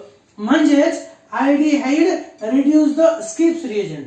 आयडिहाइड कोणाला रिड्यूस करतो, aldehyde reduce the Schiff's reagent. Aldehyde Schiff's रिएजंटचं रिडक्शन करतो, त्याचं स्वतःचं ऑक्सिडेशन होतं. ओके, म्हणून स्किप्स रिएजंट ऑक्सिडायझेस आयडिहाइड, यालाच म्हणू शकता aldehyde reduces Schiff's reagent. Aldehyde reduces, पहा आयडिहाइड असा शब्द टाकतो मी, आयडिहाइड रिड्यूसेस स्किप्स रिएजंट, दोन्ही एकच. Ketones do not give this test. Ketone ही टेस्ट देत नाही. ओके, आणि अबो 3 रिएक्शन्स, अबो 3 टेस्ट म्हणजे कोणत्या, अबो 3 टेस्ट म्हणजे कोणत्या, पहिली पहा फेलिंग्स सोल्युशन, टोलेन्स रिएजंट आणि स्किप्स रिएजंट, या 3 test. Above 3 tests are used to distinguish aldehyde from ketones. ह्या तीनही टेस्ट कोण दाखवतं, फक्त आयडिहाइड दाखवतात, कीटोन दाखवत नाही. हे वारंवार मी तुम्हाला सांगतोय. ओके, ती झाली स्किप्स रिएजंट टेस्ट. या टेस्ट मध्ये काय घेतलं आपण, तर या स्किप्स रिएजंट टेस्ट मध्ये कोणकोणते पॉइंट महत्वाचे आहेत पहा. स्किप्स रिएजंट म्हणजे काय, तर त्याचं नाव आहे पिरोझॅनिलीन हायड्रोक्लोराइड. स्किप्स रिएजंट म्हणजे काय, तर पिरोझॅनिलीन हायड्रोक्लोराइड या सोल्युशनला स्किप्स रिएजंट म्हटलं जातं. नंतर त्याला कलर कोणता असतो, पिंक कलर असतो. ओके, सल्फर डायऑक्साइड गॅस जर पिंक कलर मध्ये पास केला समजा ह्या पिरोझॅनिलीन मध्ये, तर कलर काय होतो, निघून जातो, कलरलेस. हे कलरलेस सोल्युशन जर आपण आयडिहाइड आणि कीटोन मध्ये जर टाकलं आणि त्याला गरम जर केलं, तर पुन्हा काय होतं, पिंक कलर पुन्हा येतो.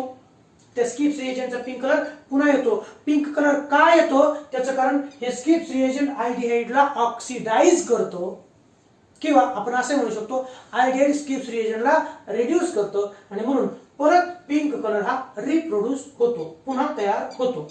पण कीटोन सोबत जर रिएक्शन केली तर कीटोन सोबत कोणत्याही प्रकारचा फरक पडत नाही.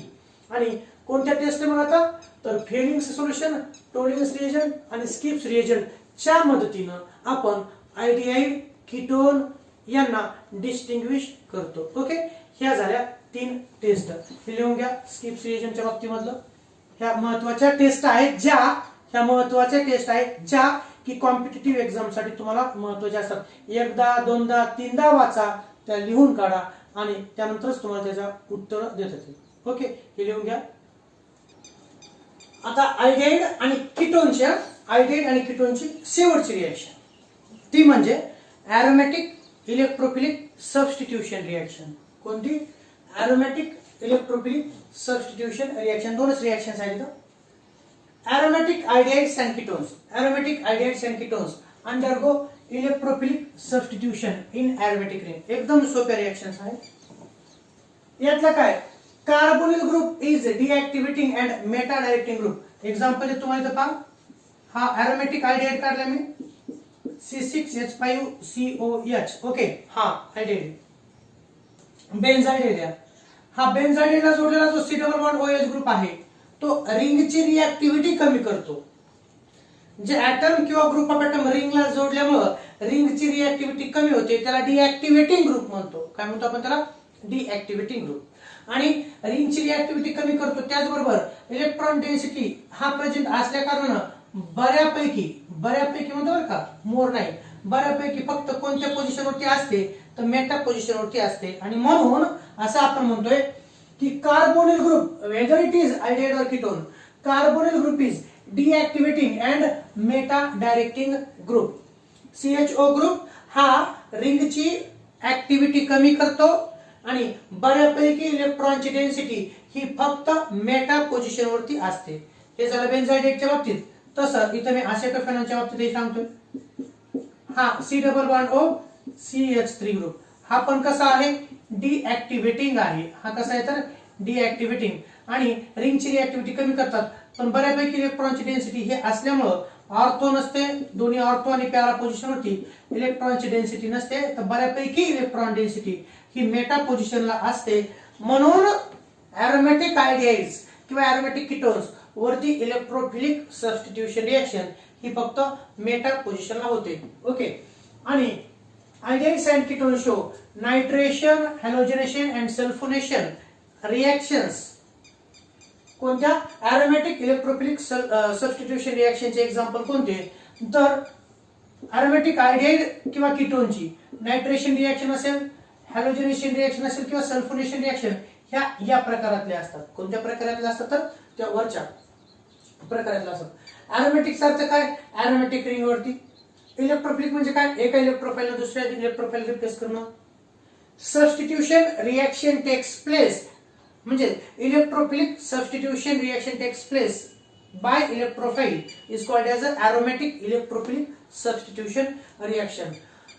Carbonyl group is deactivating and meta directing group. याचा अर्थ तुम्हाला सांगतो मी असं म्हणाला की CHO किंवा हा जो आहे CHO किंवा COCH3 आपण असं म्हणू शकतो. चला, CHO किंवा C double bond O group is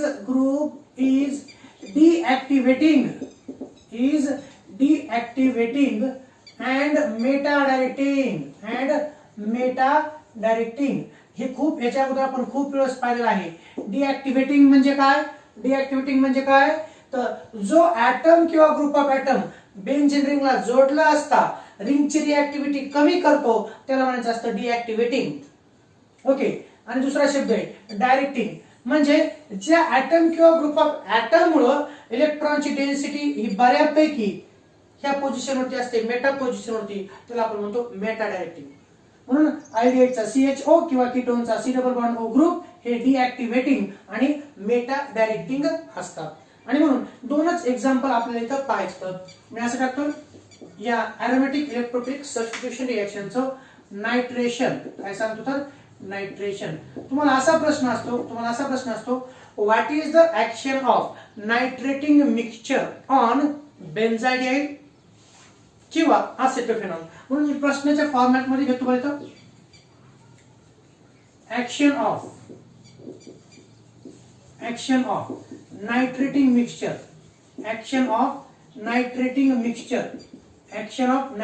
mixture on number 1 घेतोय बेन्झाइडाइड. नंबर 1 घेतोय बेन्झाइडाइड आणि नंबर 2 घेतोय असेटोफेनॉल. नंतर 2 कोणता घेतोय तर असेटोफेनॉल हा घेतोय. पहा रिएक्शन येतो तुम्ही, खूप सोपी रिएक्शन आहे, काहीच त्यात अवघड नाहीये, काही त्यात अवघड नाहीये. तर पहा इथं एक्झाम्पल, पहिलं उत्तर हा घेतला बेन्झाइडेट. कोणता घेतला? बेन्झाइडेट. सी डबल बॉन्ड OH हा घेतला बेन्झाइडेट. When benzaldehyde is react with कोणतं? नायट्रेटिंग मिक्सचर. नायट्रेटिंग मिक्सचर याचा अर्थ कॉन्सन्ट्रेटेड नायट्रिक ऍसिड. कोणतं? Concentrated nitric acid in presence of concentrated sulphuric acid. दिसतंय का? दुसरा मार्कर घेऊ. ठीक आहे, कॉन्सन्ट्रेटेड सल्फ्युरिक ऍसिड. पहा इथं आपण असं म्हणू शकता की इथं समजा तुम्ही एक फ्लास्क घेतलेला आहे. या फ्लास्क मध्ये काय घेतलं? या फ्लास्क मध्ये घेतलं तुम्ही बेन्झाइडेट. त्यात काय टाकायचं? तर त्यात टाकायचं HNO3 नायट्रिक ऍसिड आणि sulphuric acid 1:2 ratio. When benzyldate is react with nitric acid, concentrated nitric acid in presence of concentrated sulfuric acid, त्याला जर आपण हीट केलं, या कोनिकल फ्लास्कला जर आपण हीट केलं तर काय होतं? हा जो नायट्रिक ऍसिड आहे, नायट्रिक ऍसिड मधला ऑक्सिजन नायट्रोजन बॉन्ड ब्रेक होतो OH- आणि NO2+. हा जो NO2+ नायट्रोनियम आयन आहे, हा CHO जोडलेला कार्बन 1, हा 2, हा 3, हा 4 आणि 5 आणि 6. तर या मेटा पोझिशनचा H+ हा NO2+ काढून टाकतो आणि म्हणून इथं NO2+ अटॅक करतो. कुठं? या पोझिशनवरती NO2+ अटॅक करतो आणि इथला निघालेला H+ आणि इथला OH-. आधी प्रोडक्ट काय तयार होतो पहा. प्रोडक्ट तो असा तयार होईल C double bond OH. Okay. आणि when this benzaldate is react with concentrated nitric acid in presence of concentrated sulfuric acid, so this nitronium ion attack on meta position वरती अटॅक करतो. इथला काय? तर इथला H+ हा कोण रिप्लेस करतं?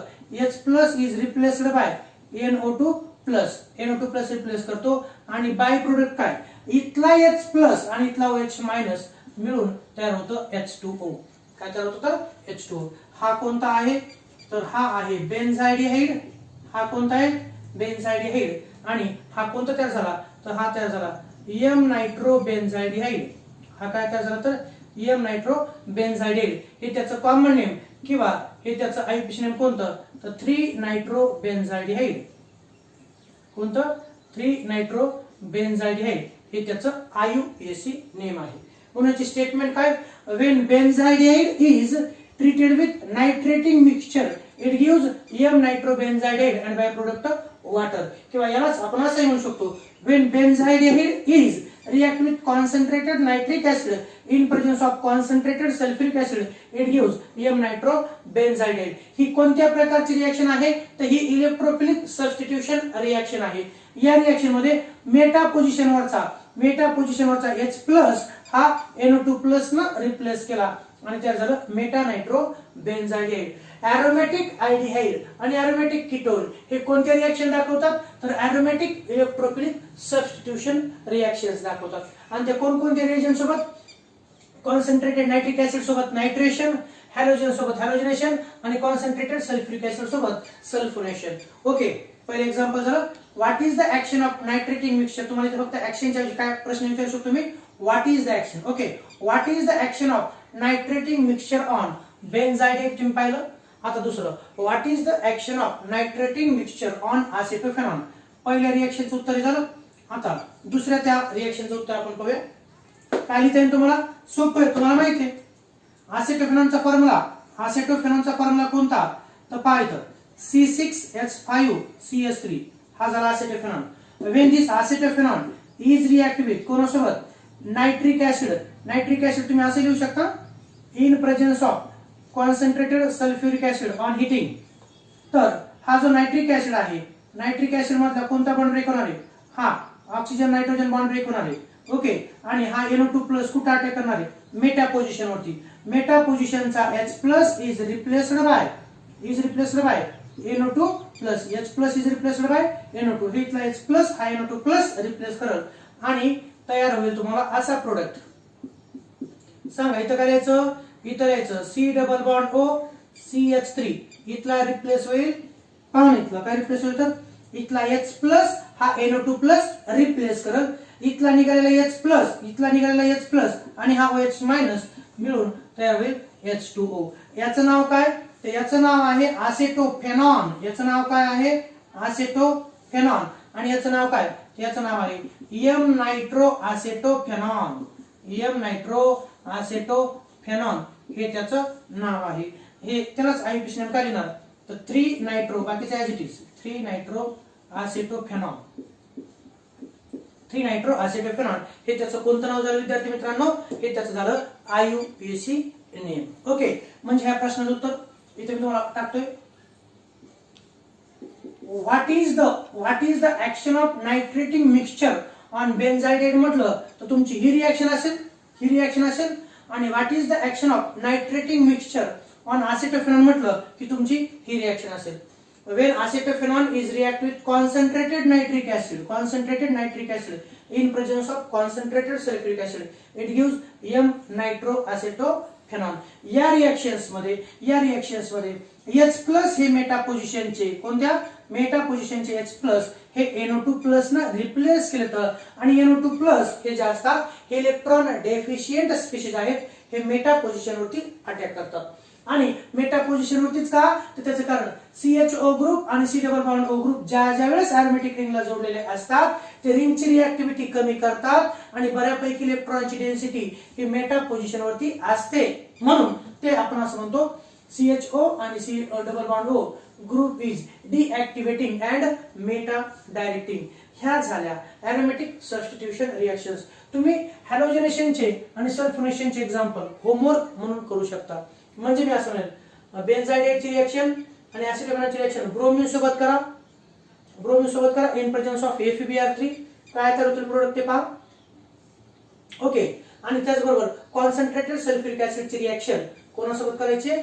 बेन्झीन आणि ऍसिटोफेनॉन सोबत काय तयार होतं ते तुम्हाला लिहायचे. तुम्हाला सांगायचं जर म्हटलं तुम्ही असं म्हणू शकतो, जर समजा हा बेन्झाइडेट घेतला, आपण जर ब्रोमीन घेतला इन प्रेझेन्स ऑफ FeBr3 तर इथं काय येईल? NO2 च्या ऐवजी Br येईल.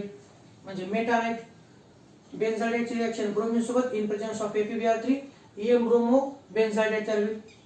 ओके, याची रिएक्शन जर घेतली आपण Br2 सोबत इन प्रेझेन्स ऑफ FeBr3 तर याच्या ऐवजी काय तयार होतं? इथं Br. म्हणजे असेटोफेनॉन पासून एम ब्रोमो असेटोफेनॉन तयार होईल. तसंच जर मी सल्फ्युरिक ऍसिड जर घेतलं इथं तर एम म्हणजेच आपण म्हणू शकतो m sulphonic acid benzaldehyde, m sulphonyl benzaldehyde असे प्रोडक्ट इथं तयार होते. त्याचे नाव तुम्हाला लिहिता येतील, काही अडचण नाही. ओके, ह्या रिएक्शन्स घ्या. त्यानंतर आपण पाहूया युजेस ऑफ आयडेट्स अँड कीटोन्स. हे लिहून घ्या. ह्या शेवटच्या रिएक्शन्स होत्या आयडेट आणि कीटोनच्या. आता फक्त आपल्याला पाहिजे तर युजेस. रिएक्शन लिहून घ्या.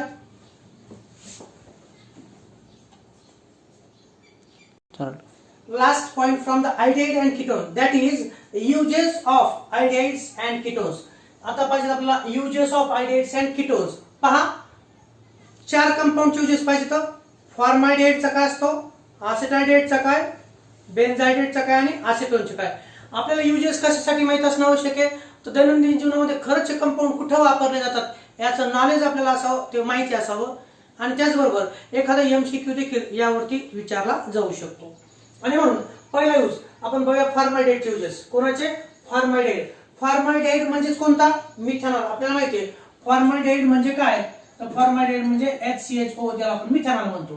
पहिला उपयोग पहा, फॉर्मॅलिन 40% ऍक्वियस सोल्युशन ऑफ फॉर्मॅलिन. पाण्यामध्ये 40% फॉर्मॅलिनचे सोल्युशन ऑफ फॉर्मॅलिन म्हटलं जातं. फॉर्मॅलिन that is 40% aqueous solution of formaldehyde is used for preservation of biological specimens. तुम्हाला माहिती आहे बायोलॉजी मध्ये, बॉटनी मध्ये म्हणा किंवा झुलॉजी मध्ये काही स्पीशीज प्रिझर्व करून ठेवले जातात. तर त्या स्पीशीज प्रिझर्व करण्यासाठी म्हणून कशाचा उपयोग केला जातो?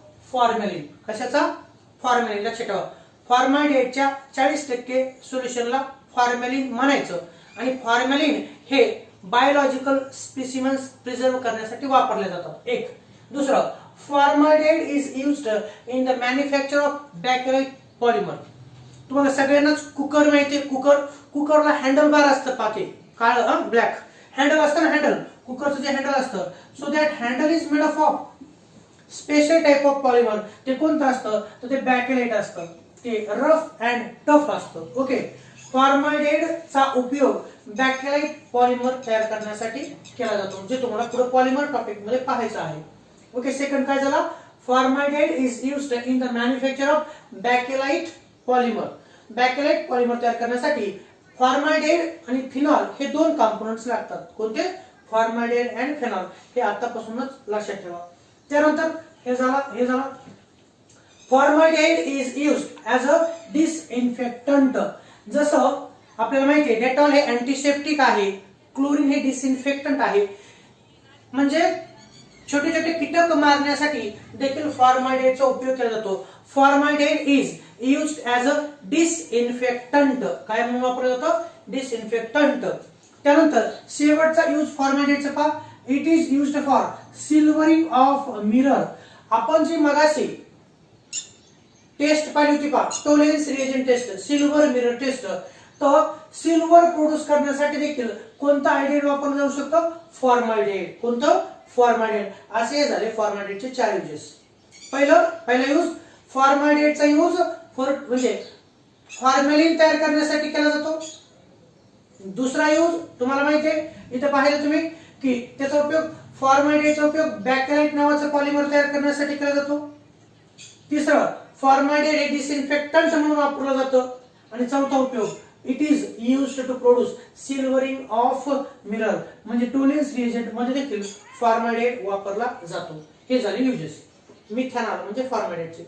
आता दुसरा पाहूया आपण acetaldehyde, इथेनॉल. ओके, पहिला यूज पाहत असाल, acetaldehyde is used in the preparation of organic compounds like acetic acid, ethyl alcohol. तुम्ही म्हणता कसं नाही का, तर तुम्हाला माहिती आहे acetaldehyde म्हटलं की काय झालं, हे पहा CH3 C double bond OH. acetic acid म्हणजे काय, जर acetaldehydeचं ऑक्सिडेशन जर झालं तर काय तयार होतं? acetic acid. मग acetaldehydeचा उपयोग काय आहे? तर acetaldehydeचा उपयोग acetic acid तयार करणं किंवा त्याचबरोबर याचं जर रिडक्शन जर झालं, acetaldehydeचं रिडक्शन जर झालं, इथं एक H जर झालं तर तयार होतं असा कंपाऊंड. कोणता? CH3 CH2OH.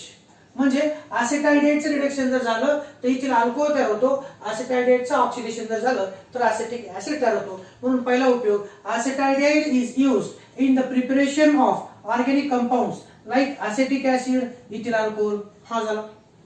दुसरा पॅराडिहाइड. आता हे एक लक्षात ठेवा कारण हे तुम्हाला एमसीक्यू साठी विचारलं जातं.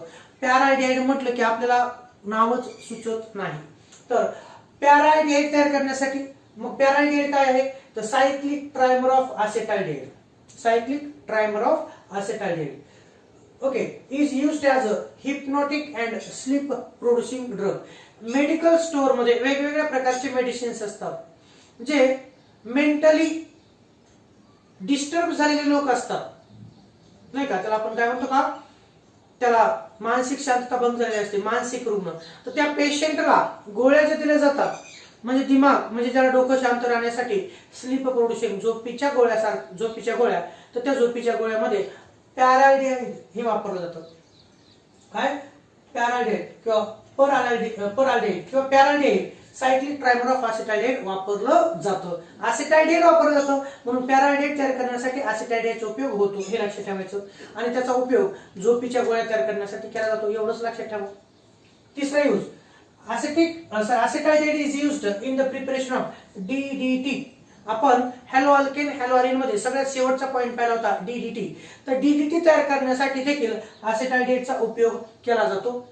आणि शेवटचा उपयोग acetaldehydeचा it is used for silvering of mirror, म्हणजे टोलेन्स रिएजंट सोबत रिएक्शन करण्यासाठी देखील acetaldehydeचा उपयोग केला जातो. आणि म्हणून acetaldehyde is used to produce silver mirror.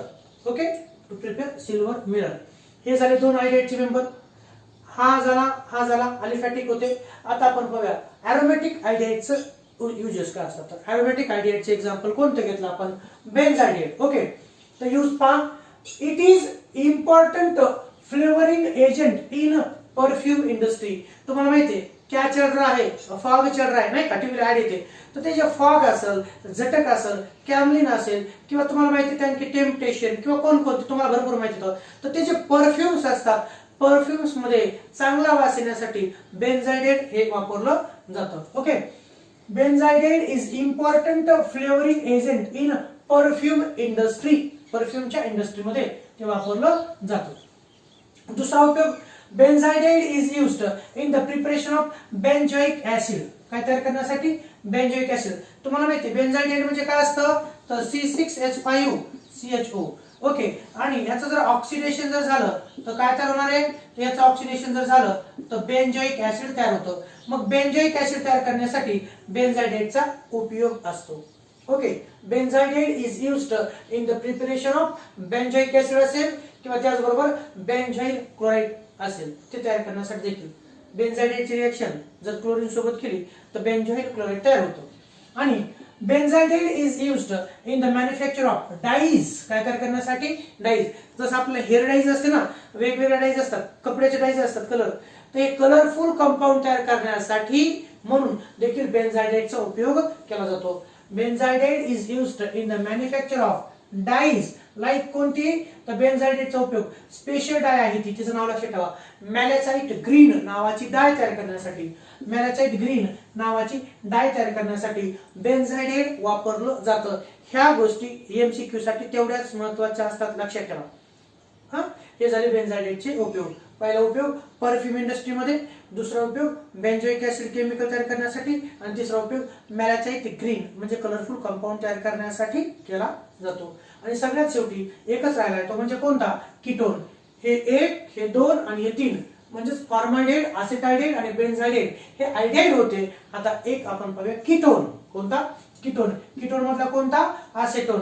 त्याचा आययुएक्स नेम प्रोपॅनॉन. त्याचे युजेस आपण पाहूया.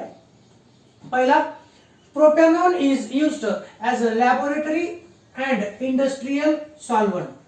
ज्या केमिकल लॅबोरेटरी असतात 11वी 12वी किंवा मोठमोठ्या इंडस्ट्री किंवा कॉलेजमध्ये लॅबोरेटरी असतात, ह्या कॉलेजमध्ये लॅबोरेटरी असतात किंवा इंडस्ट्रीमध्ये लॅबोरेटरीज असतात, यांच्यामध्ये असेटोन हा सॉल्व्हंट म्हणून वापरला जातो. काय म्हणून वापरला जातो? सॉल्व्हंट म्हणून वापरला जातो. मेडिकल इंडस्ट्री म्हणजेच आपण ज्याला म्हणतो फार्मास्युटिकल इंडस्ट्रीमध्ये याचं वापरण्याचं प्रमाण मोठ्या प्रमाणात असतं. म्हणून लक्षात ठेवा, असेटोन म्हणजेच propanone. Acetone is used as a solvent, एवढं लिहिलं तरी चालतं. नंतर acetone is used in the preparation of chloroform, acetic acid आणि डायअसेटोन अल्कोहोल. असेटोनचा उपयोग chloroform, acetic acid, diacetone alcohol तयार करण्यासाठी देखील केला जातो. तिसरा उपयोग, acetone is used in the manufacture of explosive, स्फोटक पदार्थ तयार करण्यासाठी, परफ्यूम्स तयार करण्यासाठी आणि प्लास्टिक तयार करण्यासाठी देखील केला जातो. Acetone is used in the manufacture of explosive, perfumes and plastics. And last use here, acetone is used as a constituent of liquid nail polish. तुम्हाला माहिती आहे एखादा सण असेल किंवा लग्न सराई असेल तर त्यामध्ये आपण नेल पेंट लावतो, तर त्याचे नेल पेंट असतं, नेल पॉलिश असतं, ओके, लिक्विड, तर त्याच्यामध्ये ॲसेटोन हा महत्त्वाचा कॉन्स्टिट्यूएंट असतो. ते जर नखाला लावलं तर आपल्याला थंड लागतं. थंड जी प्रॉपर्टी आहे ती ॲसेटोनची प्रॉपर्टी आहे. हे झाले युजेस ऑफ ॲसेटोन. ॲसेटोनचा उपयोग सॉल्व्हंट म्हणून केला जातो. ॲसेटोनचा उपयोग काय तयार करण्यासाठी? क्लोरोफॉर्म, असेटिक ऍसिड तयार करण्यासाठी. असेटोनचा उपयोग प्लास्टिक इंडस्ट्रीमध्ये, परफ्यूम इंडस्ट्रीमध्ये, आणि असेटोनचा उपयोग नेल पेंट मध्ये केला जातो. ओके, हे झाले uses of aldehydes and ketones. इथं आपण अल्डिहाइड, कीटोन आणि कार्बोक्सिलिक ऍसिड्स मधलं अल्डिहाइड आणि कीटोन हे सोबत सोबत फिनिश केलेलं आहे. ओके, हे लिहून घ्यायचे तुम्हाला. हे काय करायचंय? लिहून घ्यायचे. ओके, आणि पुढे पाहू आपण कार्बोक्सिलिक ऍसिड.